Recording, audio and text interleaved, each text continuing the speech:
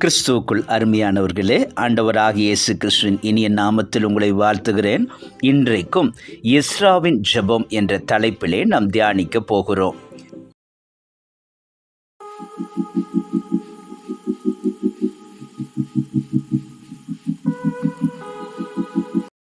Ezra 9:6 நாம் வாசித்து பார்ப்போமானால், என் தேவனே, நான் என் முகத்தை என் தேவனாகி உமக்கு முன்பாக ஏறெடுக்க வெட்கி கலங்குகிறேன்.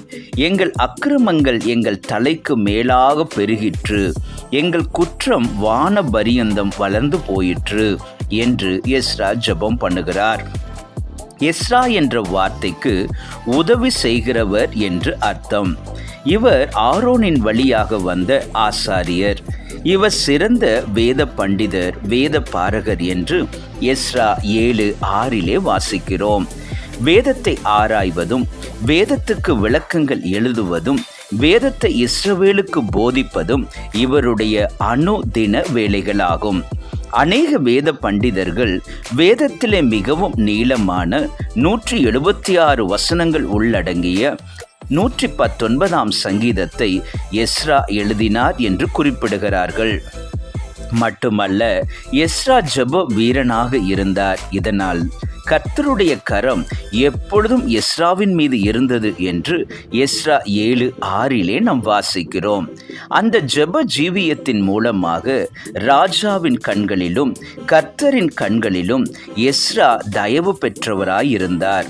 அவருடைய சொந்த ஜனங்களாகிய இஸ்ரவேலரும் எல்லாரிடத்திலும் மிகுந்த அன்பும் மரியாதையும் வைத்தார்கள். இஸ்ரவேல் தேசத்தை குறித்த பாரம், ஜனங்களை பற்றிய பாரம் அவரை ஜெபிக்க தூண்டியது. இஸ்ரவேலர் தேவனை விட்டு தூரமாய் போய்விட்டார்கள் என்று அவர் கேட்ட பொழுது அவர் சொல்லுகிறார், என் வஸ்திரத்தையும் என் சால்வையும் நான் கிழித்து என் தலையிலும் என் தாடியிலும் உள்ள மயிரை பிடுங்கி திகைத்தவனாய் உட்கார்ந்திருந்தேன் என்று எஸ்ரா 9:3 அமைதியாய் அவர் தேவ சமூகத்தில் உட்கார்ந்திருப்பதும் கூட ஒரு ஜெபமாகும். வஸ்திரத்தை களைந்தது மட்டுமல்ல, ஜெபத்தின் அடுத்த நிலைமைக்கு அவர் சென்றார். தேவனுக்கு முன்பாக கைகளை விரித்து ஜெபித்தார். அந்திப்பழி நேரத்திலே நான் துக்கத்தோடு எழுந்து கிழித்து கொண்ட வஸ்திரத்தோடும் சால்வையோடும் முழங்காற்படியிட்டு என் கைகளை என் தேவனாகிய கர்த்தருக்கு நேராக விரித்தேன் என்று எஸ்ரா 9:5 நாம் வாசிக்கிறோம்.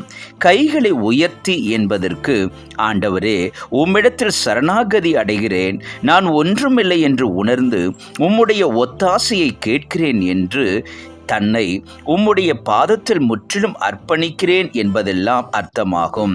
எஸ்ரா தனது சுய நீதியினாலும் தன் சுய கிரியையினாலும் ஒன்றும் பிரயோஜனமில்லை என்பதை கர்த்தருக்கு தெரிவிக்கும்படி கைகளை விரித்து ஜெபித்தார்.